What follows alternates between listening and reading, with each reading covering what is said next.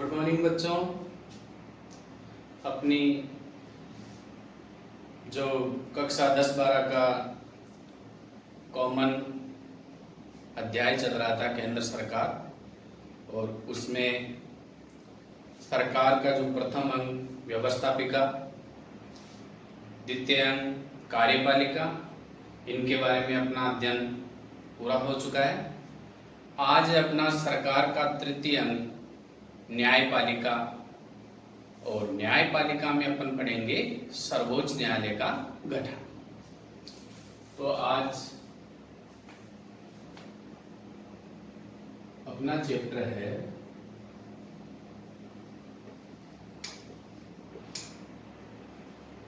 सर्वोच्च न्यायालय।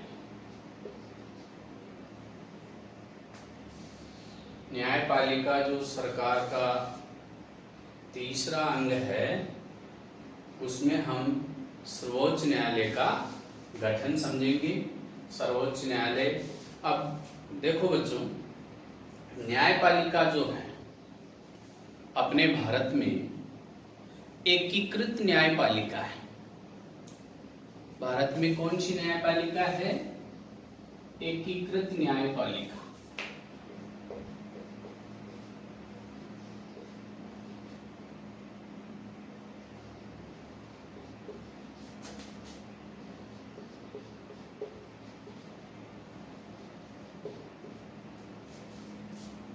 इसका मतलब है कि पूरे देश में एक ही प्रकार की न्याय व्यवस्था विद्यमान है।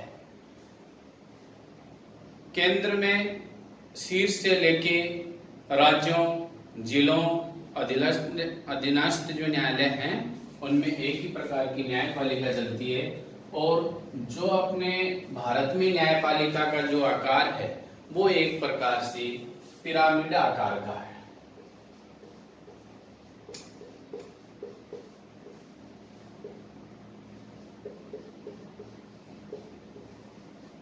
अब पिरामिड आकार कैसे हैं, मैं आपको समझा देता हूं।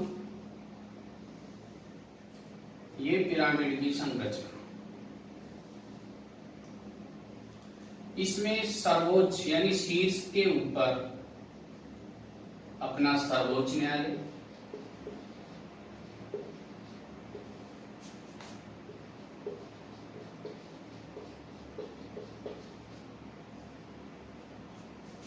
इस सर्वोच्च न्यायालय को उच्चतम न्यायालय भी बोलते हैं।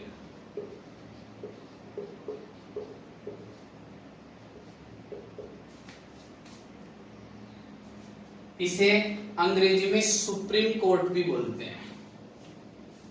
Supreme court.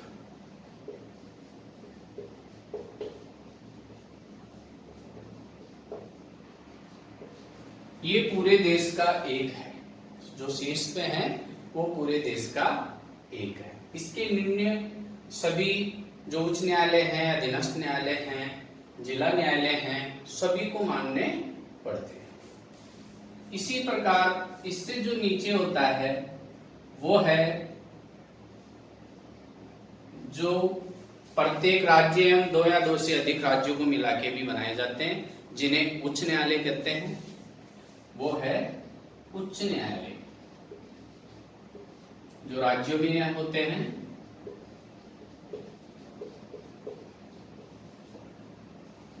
इन्हें अंग्रेजी में हाई कोर्ट कहते हैं। इन्हें हाई कोर्ट कहते हैं। इसके बाद में राज्यों में जो जिले होते हैं, तो प्रत्येक जिले का एक न्यायालय होता है, उसे कहते हैं जिला न्यायालय।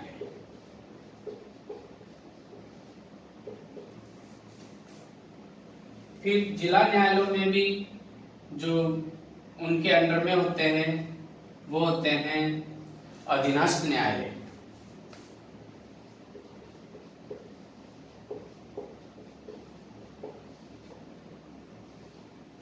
अधीनस्थ न्यायालय जिनमें अपने जो सेशन कोर्ट है, राजस्व न्यायालय हैं, तो सभी प्रकार के जो न्यायालय हैं वो इस प्रकार व्यवस्था चलती है।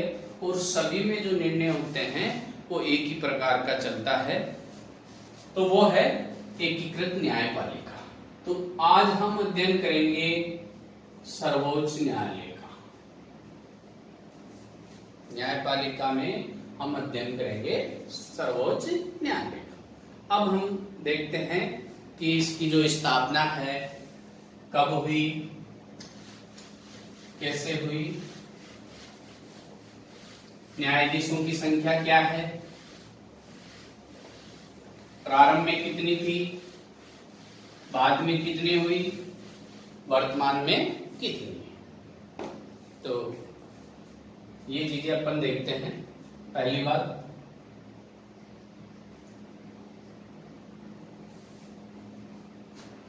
संविधान में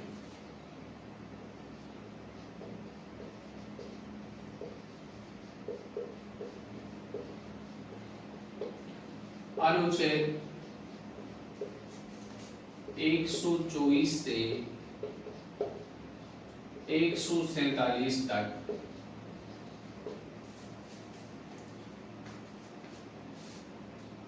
वर्णन है।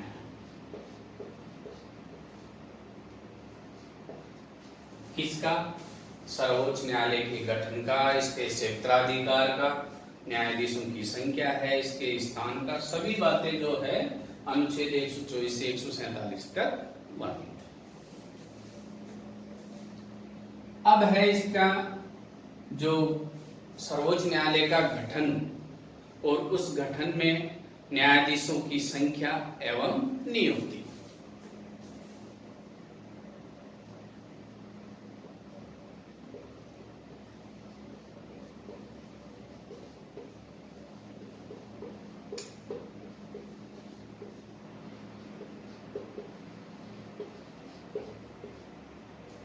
न्यायाधीशों की संख्या देखो बच्चों, न्यायाधीशों की संख्या मूल रूप से प्रारंभ में न्यायाधीशों की संख्या थी, वो थी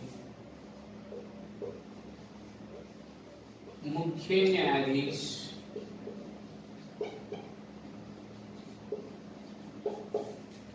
एवं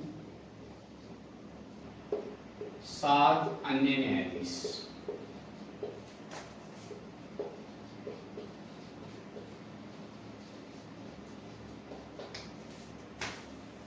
इसके बाद में 2008 में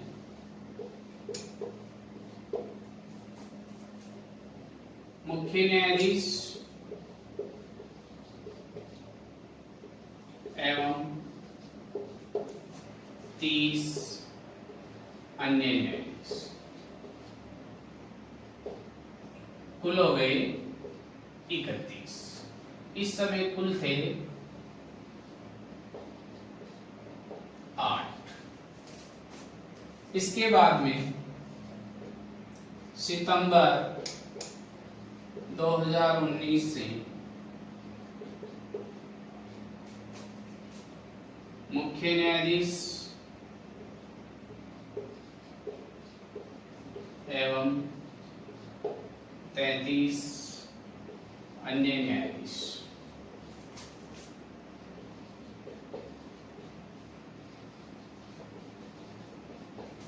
कुल हो गए 34। तो वर्तमान में सर्वोच्च न्यायालय में कुल न्यायाधीश 34 है। अब न्यायाधीशों की जो संख्या है, जो क्षेत्राधिकार है, इनके जो वेतन भत्ते हैं, इसके मामले में संसद को अधिकार दे रखा है। संसद इनकी नियुक्ति से संबंधित, संख्या को बढ़ाने से संबंधित सारी जो कार्रवाई है वो संसद के अधीन होती है। संसद समय समय पर इसमें संशोधन करके और इनकी संख्या निश्चित करती है। ये तो हो गई न्यायाधीशों की संख्या। इसके बाद में आता है न्यायाधीशों की नियुक्ति।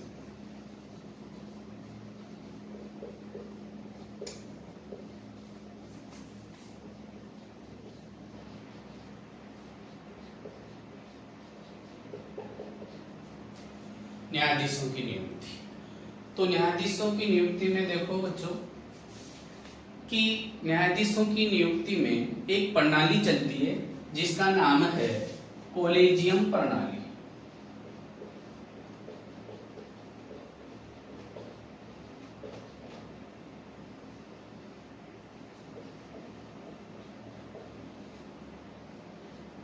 इस प्रणाली के तहत न्यायाधीशों की नियुक्ति राष्ट्रपति करता है। उस कॉलेजियम प्रणाली में क्या होता है, एक मुख्य न्यायाधीश, 4 वरिष्ठ न्यायाधीशों का एक पैनल होता है, एक समूह होता है।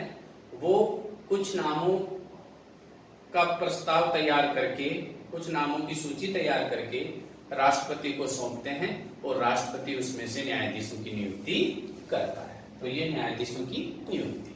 तो कॉलेजियम प्रणाली में मुख्य न्यायाधीश,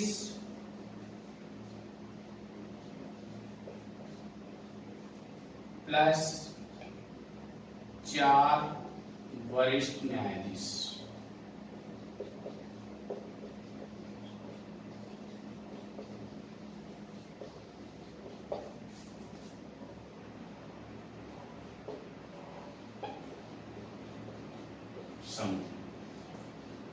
ये प्रस्ताव करके राष्ट्रपति को देते हैं, राष्ट्रपति उसमें से न्यायाधीशों की नियुक्ति करता है। बीच में एक बार ये सिस्टम चला, संसद ने एक प्रस्ताव पारित किया, एक संविधान संशोधन किया, तो उसमें यह आया कि 99वां संविधान संशोधन था कि कॉलेजियम प्रणाली की जगह राष्ट्रीय न्यायिक नियुक्ति आयोग स्थापित किया जाए और जो न्यायाधीशों की नियुक्ति प्रक्रिया है उसको चेंज किया जाए।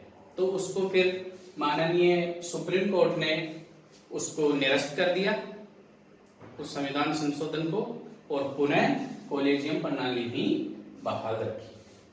तो ये न्यायाधीशों की नियुक्ति। अब आगे आता है अपने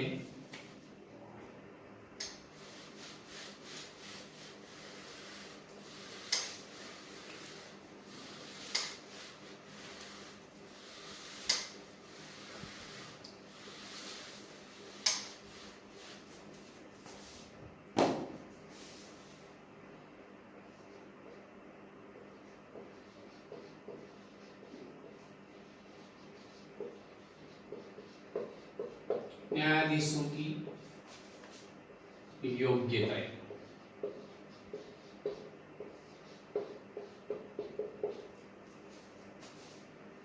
देखो बच्चों, अब न्यायाधीशों की क्या योग्यताएं?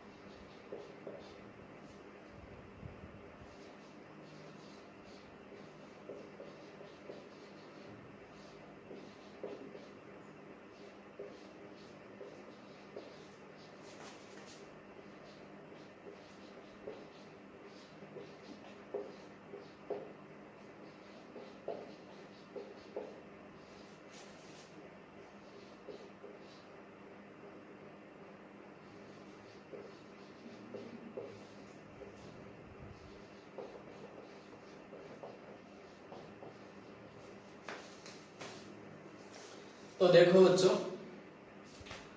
न्यायाधीशों की योग्यता में है वह भारत का नागरिक हो, पहली बात।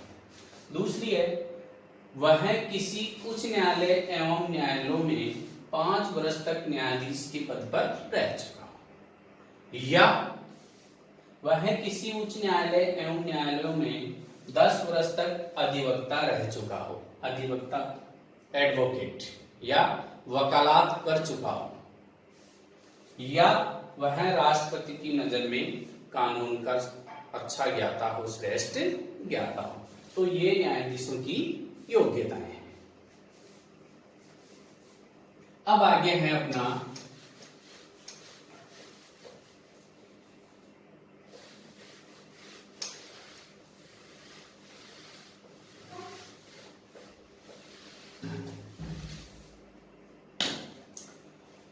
न्यायाधीशों का कार्यकाल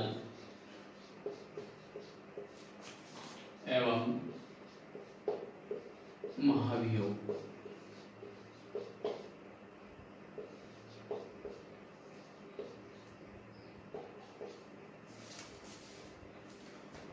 देखो बच्चों,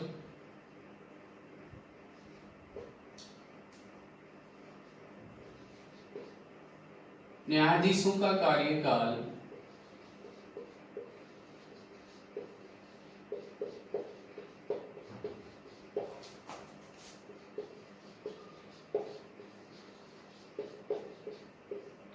सामान्यतया 65 वर्ष तक होता है। सर्वोच्च न्यायालय के जो न्यायाधीश हैं उनका कार्यकाल सामान्यतया 65 वर्ष तक। इससे पहले वह स्वयं त्यागपत्र देके हट सकता है।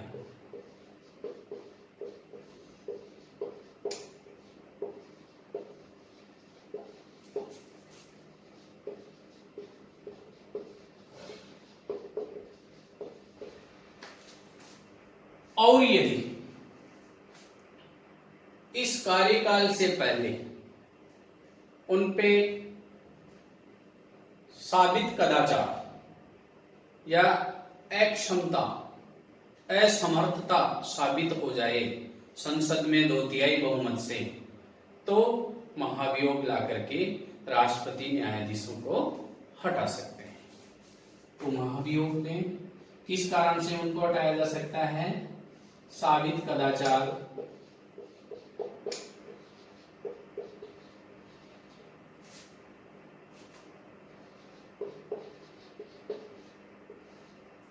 एवं असमर्थ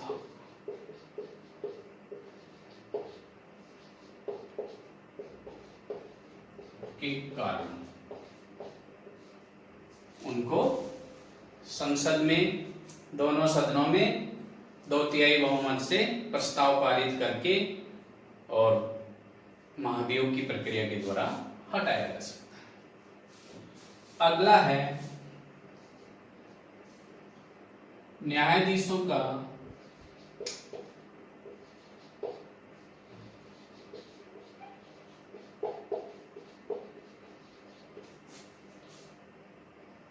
न्यायाधीशों के वेतन तथा भत्ते।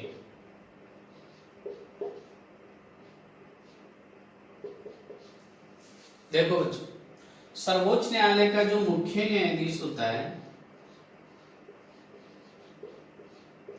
उसको वर्तमान में 2,80,000 रुपये वेतन मिलता है।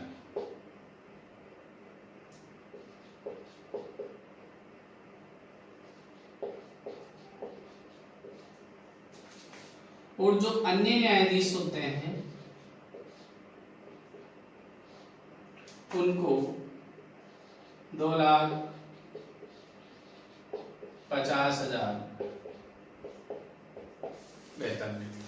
और अन्य जो भत्ते हैं वो उनको प्राप्त होते हैं, रहने की, जो बिजली, पानी, यातायात, जो भी भत्ते हैं उनको मिलते हैं। और समय समय पर संसद के द्वारा इसमें बढ़ोतरी होती है और इनको सुख सुविधाएं प्रदान की जाती है।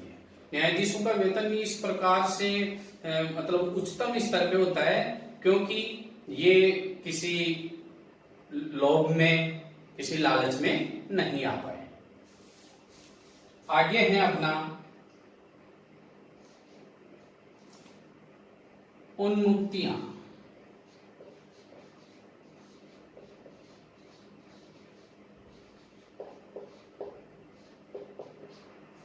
क्या उन्मुक्तियां, क्या स्वतंत्रता होती है न्यायाधीशों को? सर्वोच्च न्यायालय के जो न्यायाधीश हैं उनको क्या है कि इनके कार्य एवं निर्णयों की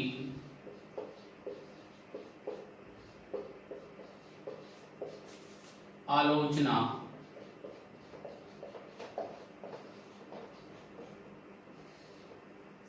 नहीं हो सकती या नहीं होती है। ये इनको उन्मुक्तियां प्रदान की गई है। आगे हैं सर्वोच्च न्यायालय के गठन में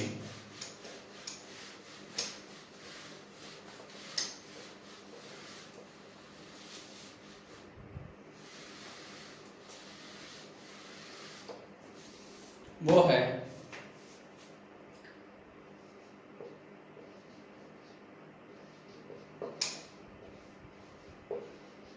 सर्वोच्च न्यायालय का स्थान। तो सर्वोच्च न्यायालय का स्थान कहाँ है? तो यह भी संविधान में उल्लेखित है कि अनुच्छेद 130 के अनुसार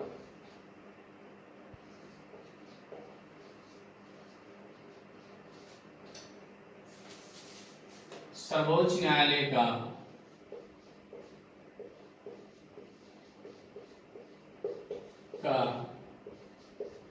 प्रधान कार्यालय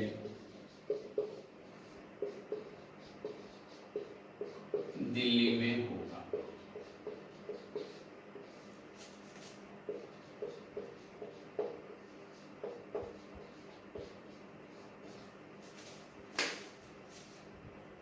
प्रधान कार्यालय दिल्ली में।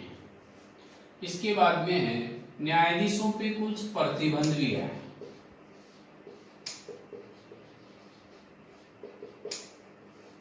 प्रतिबंध में यह है कि सर्वोच्च न्यायालय के जो न्यायाधीश हैं वो जिस न्यायालय में न्यायाधीश रह चुके हैं, सेवानिवृत्ति के बाद में वो उसमें वकालत नहीं कर सकते। किसी न्यायाधीश के सामने या प्राधिकारी के सामने वो वकालत नहीं कर सकते। ये इन पे एक प्रतिबंध रहता है। सेवानिवृत्ति के बाद में ये ऐसा कार्य नहीं कर सकते। इस प्रकार ये सर्वोच्च न्यायालय का जो गठन है वो अपन ने पढ़ा। तो मैं मानता हूँ आपको अच्छी तरीके से समझ में आया होगा। आज इतना ही। जय हिंद, जय भारत। अगली क्लास में अपन पढ़ेंगे सर्वोच्च न्यायालय का क्षेत्राधिकार।